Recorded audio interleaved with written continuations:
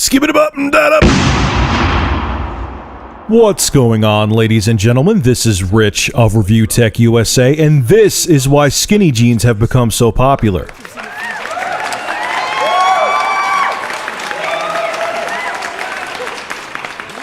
The game you were looking at today is Metro 2033. This is the PC version, but it is also available for the Xbox 360. And this is a fantastic game, but I will say one thing, or two things actually. One, you play it for the atmosphere. The shooter mechanics in it feel kind of dated. They're not that satisfying. And two, if you get it for the PC, you need to have a beefy rig. It was funny, mothersboard.org on YouTube just had a review of a 6GB AMD Radeon card.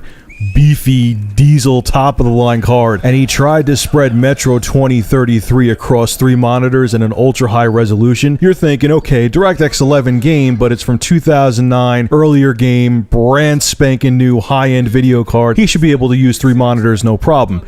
He was getting like 10 frames a second with this game, so you need to have a diesel rig still to this day to play Metro 2033 on your PC. So I just read an interesting article on GameIndustry.biz where Jack Tretton defends the Vita and dedicated consoles. And to be honest, the reason I brought up this article is not to talk about the Vita, but to talk about something interesting he said in the article. Now, I will say he defended the Vita, saying a lot of people are already counting it out because it's not selling gangbusters in the stores right now. But he said a console is a long-term thing. You can't just judge it by what it sells in the first day of release. Which is true. He talked about how the PS3 was a complete disaster when it launched, and now it's a very popular console, which is 100% accurate. The PS3 was a disaster when it first launched, and Sony did turn it around. I have to commend them for that. But one statement that Jack made really struck a chord with me. I wanted to talk about this in an opinion video, and he pretty much said the same thing that I was thinking, and I'll read it to you now. I think the opportunity to be in the console business is greater than ever before. Social and free-to-play is a business I think a lot of companies are learning is difficult to sustain for the long term. It's an adjunct or it's an add-on, but it's not where gaming is headed. It's an additive diversion. There's a place for social and freemium, but it's not going to replace the business models that are out there. Now, one part of his statement I kind of don't agree with. I really think the next generation of consoles could be the last conventional generation of gaming consoles we will see. I'll have a video response posted below where I talk about this subject. But the other thing he says I do agree with. I think freemium gaming or free-to-play gaming will become more prevalent but won't take over conventional AAA games completely. I just don't think it will happen. The first thing is with free-to-play games, you're assuming that people will become so addicted to the game that they will make in-game microtransactions. What happens if some company like Epic Games comes out with a free-to-play game, and yeah, a lot of people are playing it, but they're not buying anything in the game? So therefore, Epic Games won't be making a profit.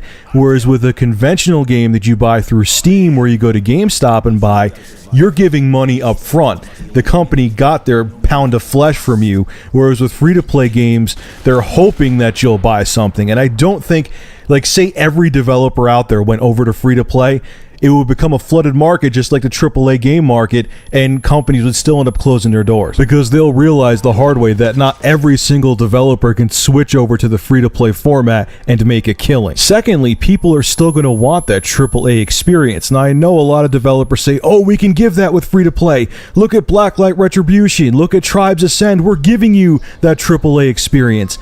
I don't mean that. People still want their single-player campaign the way they have it now. People still want their epic storylines. People still want their engrossing adventures. And I'm not saying that free-to-play can't completely give that, but it's still a different animal, and not every gamer wants that kind of experience. I think what it really is, and the reason why free-to-play keeps coming up, is that AAA games right now aren't selling as well as they did a couple years ago. And there's a few reasons as to why. The first one is, and I say this over and over again in my videos, the global economy is still in shambles.